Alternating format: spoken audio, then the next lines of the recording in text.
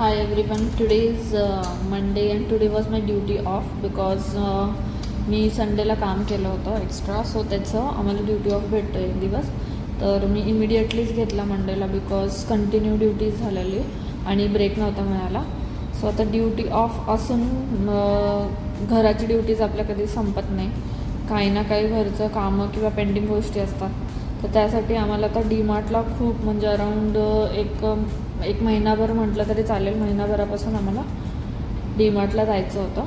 So ते आमचं pending होतं. मग मम्मींनी विचार केला की आता तू पण आहेस तर जाऊया सगळे. तर मी, दीदी आणि मम्मी आम्ही डीमार्टला गेलो.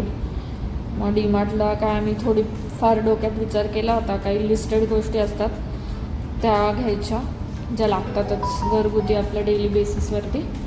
त्याच्या व्यतिरिक्त खूप साऱ्या अशा गोष्टी होत्या की ज्या दिसल्या की आम्हाला असं होतं की हे घेऊन टाकू वगैरे असं.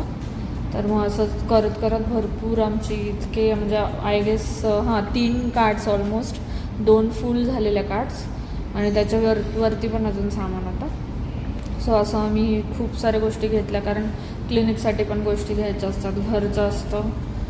ते असं करत करत बऱ्याचशा गोष्टी आम्ही स्पेसिफिकली डीमार्टमधूनच घेतो. तर तसं करत आमची शॉपिंग झाली जोरात सुरू. आणि मग बिलिंगच्या वेळेस इतकं फटाफट सगळे ट्रॉलीमधून वस्तू काढून तिथे ठेवायचं चाललं होतं.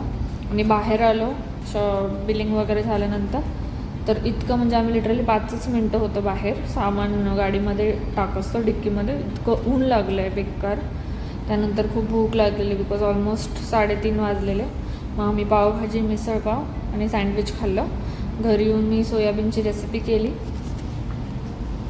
कारण की आम्ही दोघी पण कंटाळलो होतो आणि रंजितला प्रोटीन काहीतरी हवं होतं. सो आम्ही विचार केला की सोयाबीनची रेसिपी ट्राय करावी.